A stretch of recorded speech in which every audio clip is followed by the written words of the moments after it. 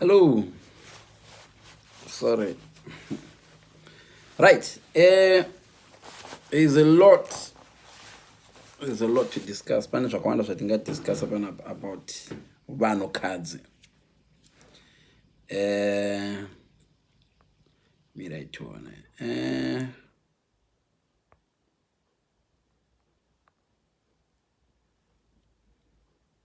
Vanhukadzi. Tinogona kudzidzei nezvevanhukadzi. Right, miraitone. Todzidzei nezvevanhukadzi. Right. Chii chingadzidzwa nevarume panyaya dzevanhukadzi? Musi weWomen's Day kana inonzi Mother's Day, it's Women's Day. Zvatingadzidza maringe nevanhukadzi. Right? Zamambo balance. Amena zvikaita. Try my best to balance this. Tirambe takabalansa. Yogara babi apa. Right. Right, guys. Yogara apa. Takadai. Tingadzidzei nezvevanhukadzi. Right?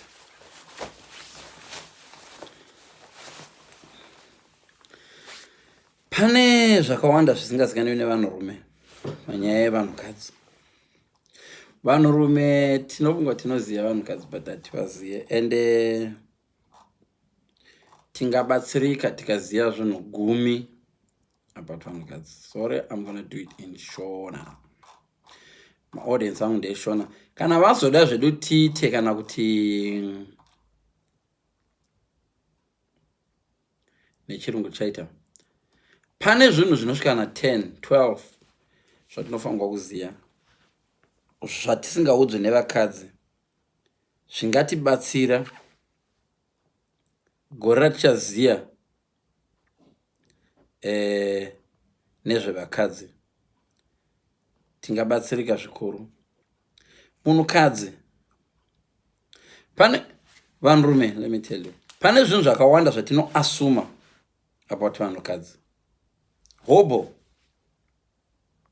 Zvatinoasuma about vanhukadzi. Zvatiri very, very wrong. Zvokuti isusu tichifunga kuti takadziya. We know. But tiri wrong. Right. Handisi kuziva ndiri am I clear? Vanhukadzi. Alright, tombotanga nezvinhu zviri simple, right? Pamunhukadzi. Something like tingati chi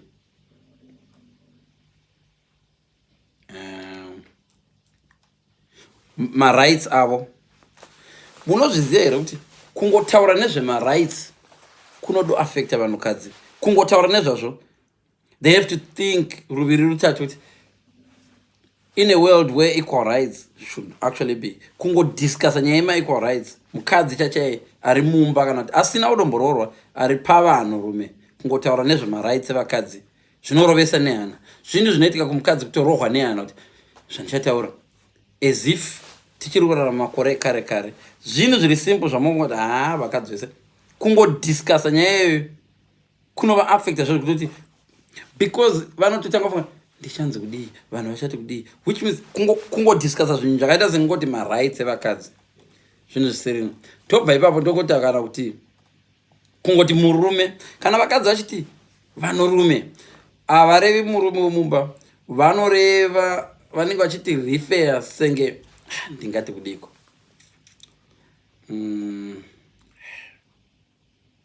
Alright, mirai. Ndotanga zvangu kana nyaya yema-periods. Kune zvinhu zvinoasumiwa nevanhurume ka kuti mukadzi ane 40 years ko zvino ma-periods hachamu 40 years jaira. No, hakuna munhu anojaira ropa. Ma-periods anovavhundutsa senge vachiri kuma 15 years old. Zvakavavhundutsa vachangotanga even at 40. Unoziva kuti dzimwe nguva mukadzi ari kuma over 40 chako chakanotovhunduka kuona ropa rake. There's so many things zvatinoasuma kuti aiwa zvisina basa, mukadzi ajaira afa, ropa harijairwe. Akasauya anovhunduka, ndane nhombo. Zvinhu zvidiki diki kwatiri varume, but kuvanhukadzi hatizvinzwisise. Akauya kuti maperiod acho dzimwe nguva kuma kuti ndiwo kana nderimwe ropa kana ndiri right kana so zvinhu zvinoitika every time kumunhukadzi. Zvatinongoasuma kuti vanhurume tongofunga kuti mugwagwa hande. So zvinhu zvidiki diki zvikawanda zvikabatana tabva hangu pamaperiods. Zvinhu zvamunofunga kuti musaasuma zvinokuda kuti mukadzi akuma 50. Munhu ane 56 years akabuda maperiods mangu anovhunduka kuti ropa kana ndatokuvara mukati. So don't ever think kuti unganormalize zvinhu zvakaita sezvanamaperiods. Zvinotodawo mukadzi kuti aende through zvinhu zvinodendawo mubrain yake. So don't ever think. Uratombotaura zvinhu zvakaita seabortion. Unogona kunge une partner yako muri 22 years old, maita mwana by mistake, yobva kuti hande tinobvisa baby, monobvisa nhombo. Do you know kuti after a couple of years murume anotokanga ano nezvenhombo iye, but abvisa nhombo akanga ano panotera 39 zvinodzoka ende zvinomuaffecta senge zvaitika nhasi. Every day after that abortion akaenda pane manapkin zvinomuaffecta. Akaenda panotengeswa manapkin akaona mwana achichema mubhazi, akaona mwana akabata maoko weumwe munhu, every time kusvika anofa zvine zvingoplaya kuti ndingade tatova nemwana wangu yandakabvisa pamwanga achazvarwa. Even kungoona TV chaungoona umwe munhu mukuru paTV uyu munhu ndine mai vake vakaita zvandakaita wangu kubvisa. And yet vanhurume we like to talk about my topics here, tichi-insult vanhu andikaenda through ma-abortion, vamwe vakarepa, vamwe tichitaura zvinhu carelessly without realizing zvazvina zvine impact kuvanhu vatutana. Mukadzi vanotena towards 39 zvese zvinoita playback, abuse yakaitwa ari girlfriend boyfriend, zvawakaitwa kuchikoro, zvawakaitwa nani, zvawakamuita iwe muri danana, zvese zvinodzoka around towards 39 years 40. Zvazvokutika dzimwe nguva you will not believe murume akatokanganwa kudhara, mukadzi zvinoplaya senge zviri kuitika nhasi. Woona dzimwe nguva tichiri kunyaya even iyo yemaperiod chacha akanga akaita abortion lese akuda kuzozvamwara kuita mwana, zvinomuaffecta futi kuti ndakutopanichiwa here neabortion. Akangoti nonoke kubata pambiri pacho ndimwari vakundipa. Zvakawanda zvinoitika kumunhu zvatisinganzwisisi vanhurume, zvatinofanirwa kurespecta vanhu vechikadzi when they go through. They don't tell us but they go through a lot. And yet kana tichiparidza tiri masvondo, some of us vanhurume tinoparidza tichiblame vanhukadzi tichivaita vanhu vakaipa chididi. One of the things zvatisingaziva about women, zvese zvatiri varume zvatinotaura chiti ndiri murume kaini, women can do even better. Cheating chacha, a woman can cheat even much better and abatike. Don't ever assume kuti gender iri weak. No. Zvinhu zvatinoasuma tisingazive kuti vakadzi vakasimba pazviri, and they can do it and they are very very good at it. Zvinhu zvakaita senge kuzvifadza nemaoko, munoti andingataura ndivarira zvandinotaura, senge kuzvitambisa, kuzvinakidza zvamunoita varume zvokuti handinotaura vara iroro, zvokutamba nenhengo yako kusvika wanakirwa. Vanhurume vazhinji vanonga ndezvevarume chete. No, vakadzi vanotozviitawo, they go through that, and sometimes vamwe vacho they even feel better than iwo murume uri pamusoro. So zvinhu zvakawanda zvamunoasuma about vanhukadzi zvamusingazive, zvavanongotakura mupfungwa dzavo vachinyara, zvimwe zvacho vanofa nazvo. Kutaura chaiko kutaura, you know, vanoita sometimes ndongoti fear. Munoziva vanhukadzi vanotya, kutya chaiko,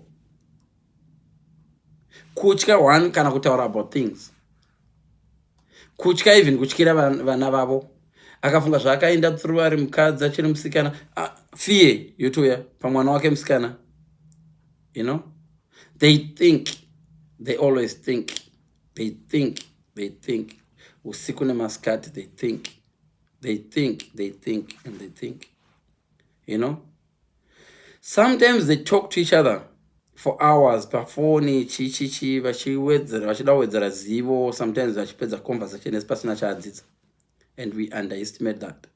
vanotaura nevamwe vavo vari scared, vanoverenga about mafigures, sometimes vanotsvaka help, vanonyara kuti vanzi vari weak, vanonyara kuudza mumwe munhu ndiri kurohwa mumarriage mangu handisi happy, vanonyara taura kuti mumarriage mangu handisi kunakidzwa, vanonyara kana even panodiscuswa zvebonde chaizvozvo kuti ataura kuti ina zvamunotaura zvese zvandizvinzwisisi. Mukadzi anotonakirwa, vazhinji they all end up pretending and pretending and pretending kunge vanoziva zvinhu zvamuri kutaura nezvazvo vasingatombozivi. Kune vakadzi vazhinji vane nzara mudzimba umu vasingatombokwanisi kana kutobuda pachena kutaura because vanoda kubuild an image. These things zvinoenda through kumanhukadzi, mukazvijoinidza mazvijoinidza mozoona mukadzi sometimes achiti kuzvara ikoko vanoita kuita mwana achipona achizodide vachimuyamwisa. Kune imwe inonzi postnatal, zvinoitika after vatozvara, maeffects ekuzvara kwavakaita, pain yavakaenda through vachizvara, zvese we take them for granted. Tongoona munhu akuyamwisa, uya ndimbata mamugezesa here, isu varume tozobata mwana agezeswa chena, touya yala halo nana chizvidza. Mwana akazvarwa akaremara, vanhukadzi ndo vanoshanda, they work and work and work pamwana iye vachibetsera. Isusu varume tinenge tiri very very pamuchingoya chingowapa mwana mawi, mwana akachema buda naye panze mani toda kurara. All those things zvidiki diki zvozvozvo, a lot of these things vanhukadzi they go through it tisingaziye, you know, and we assume the kid. Vanhukadzi vanotonetawo, kutoneta chaiko chaiko, kuneta nekubatirwa, kuneta nekunetsewa, kuneta nekuremegwa nemazamu avo chaichavo. Zvinhu zvatotora for granted, nzou airemegwi nemazamu, imwe nzou airemegwi nenyanga dzayo. Zvimwe zvacho zvavanazvo zvakatotakura. Kupfeka, tarisai bhutsu dzinogadzirwa, bhutsu dzavanopfeka vanhukadzi, gogo idzo dziya, dzimwe dzacho dzakadhizainwa nevarume. Dene varume vakadhizaina bhutsu dziya dzavaimbonzi pindai mubhutsu idzo dzombofamba nadzo, vaichinja design. But vanhukadzi, we assume kuti vanhukadzi vatojara zvinoona kufamba kudai uchidene mari ki and vanchodonzi kurumidza mani uri kunonoka kurumidza. Dzimwe nguva munhukadzi chako chakupfeka wadhipi inenge ikazara kuti pa womunzwa achiti handina hembe, handina hembe. Kana achiti handina hembe ari kureva kuti no, hembe dzakazara, but ari kuda kufila like a woman, the type of woman she wants to be on the day. Do yaari kuda mumind make ari kuda kuva a certain woman today. Kana achiti handina hembe ari kuti hadzimo hembe dzirimo dzese, hapana inomuita kuti ave mukadzi waari kuda kuva that day. So musasuma kuti anonetsa vanhukadzi hembe dzakazara chi, no, it's not that. Maybe ndirimbopisa, I'm coming back.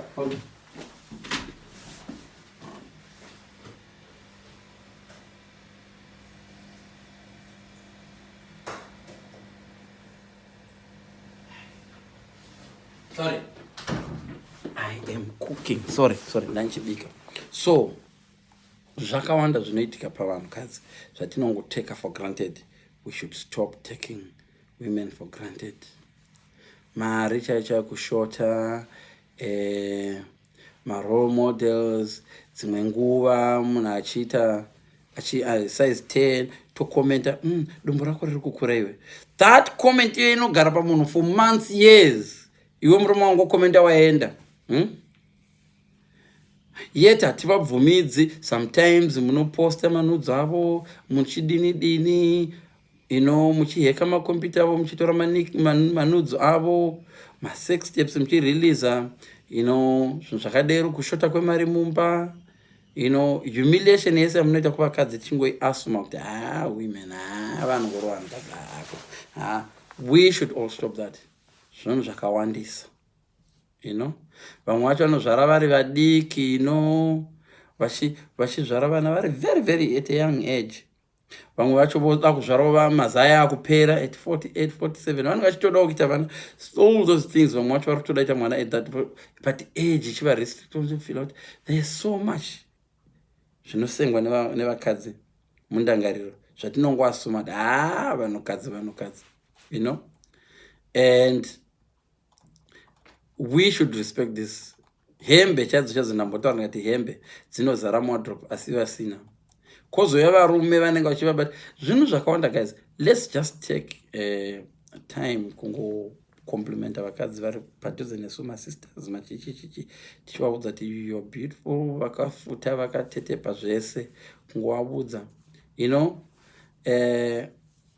let's be kind, ngatijokei navo, tivatolerate sezvavari. It's not easy kuluza weight. It's not easy kugaina weight. Vakanga vari vatete munovati madoor frame, vakaenda magara mahombe, makafutisa. Hapana pavanombosvikawo panonzi vari nyange vakaita mari, nyange vakaita chi, hapana pavanombosvika pakumborespectwa zvazvokuti toti munhukadzi ari perfect. Antowana mwana womukriticize, but zvinova affect.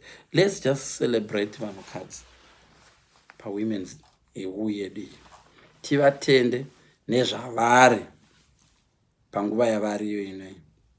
So these are a lot of things that we don't understand. We don't understand about vanhukadzi, and it's very, very, very important kuti titore nguva tidzidze nezvevanhukadzi, tiva appreciate. So kune vachaona video inoi later, ngoda nditi happy Mother's Day kwamuri, but not Mother's Day, Women's Day, sorry, Women's Day kwamuri. But let me tell you guys, women are very, very complicated. They are more complicated than you think, you know.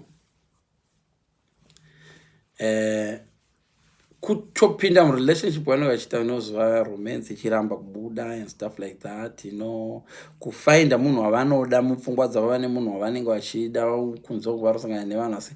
And remember, vazhinji vavo vanoita kumirira kupfimbiwa. At least murume unotombotry unongovinga munhu. Imagine munhu wakamirira kupfimbiwa nomunhu hausingafi akakuda mwedzi mitatu uchifira mumwoyo. Zvinhu zvidiki diki zvatinotaura, body language chaicha, kutya sometimes kudai akasheka kudai anofunga kuti ndichanzi ndasheka because ndakuda bonde. Zvakawanda zvinhu zvatotora for granted, you know. And unoziva vanhukadzi, they always do the opposite of what they say. Ukanzwa munhukadzi achiti okay, it's up to you, shamwari, don't do it. Munhukadzi achiti it's up to you, aritotaura kuti iwe don't do it.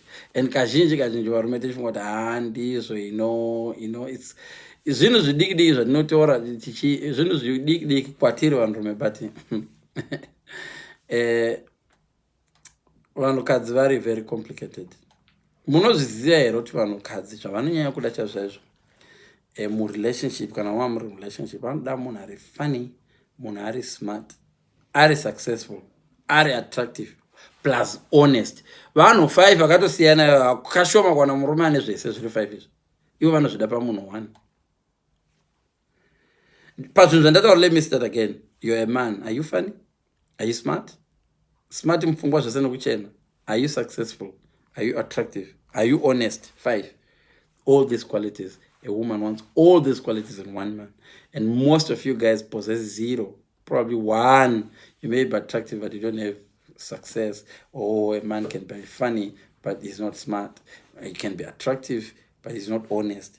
So imagine the stress we give these women when they want all those qualities in one man. And what we assume, mukadzi anongoda mari chete, and you just assume anongoda Brazilian, ndikamuitisa Brazilian chete. No, stop thinking that women are that cheap. Women actually want those 5 qualities. You have to be funny, smart, successful, attractive, and honest. And you know that one thing, can I use small marriage right now, shamari, your woman is not happy. Just now, if you don't have those qualities I mentioned in your relationship, trust me, your woman is not happy. It doesn't matter what she tells you, she's not happy. Women want all those 5 qualities on one person. And sometimes vanhukadzi, they pick the same person over and over. Vanorambana nemunhu vachinotora munhu ane same qualities, trying to improve relationship. Vanotora munhu anorova, vanotora munhu ari abusive. They attract similar vanhu ane similar traits. I don't know why. And this happens now and again. Imagine, as a human being, uchida kuti uimprove your life, wopesera ona wawira madhaka food, same kind, over and over again. Even vakalook different, even vakadini, even vakagadzira vakaenda kugym, vakadi votsoka futi vanongopika same person. Kuti kochiko naivedwe. All these things, they go through, vanhukadzi vanoenda through all this, and you know. Why do they do that? I don't know. Why do they always get attracted to Zvinhu? I don't know, you know.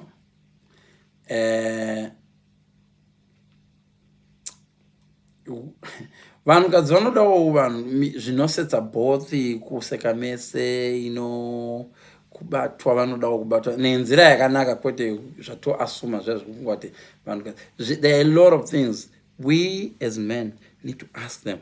Let's sit down tivunze vakadzi vedu kuti munoda kuti tikuitei sei. Sometimes it helps because tiri kunyanyisa kuasuma, you know. So guys, these are the few things that I wanted to share with you on Women's Day. But you know what, guys? Let's ask our women. Let's learn about them. Let's realize what they go through. Let's read books about women, written by women, not books written by men. It helps. But more than everything, find out from those women you're close to, vanamai vedu tichivabvunza, munhu anofunga kuti angangova honest about certain things, and we'll learn, and then we can treat them better with more respect. Thank you so much, guys, for watching, and next topic tichasangana ikoko. Bye bye.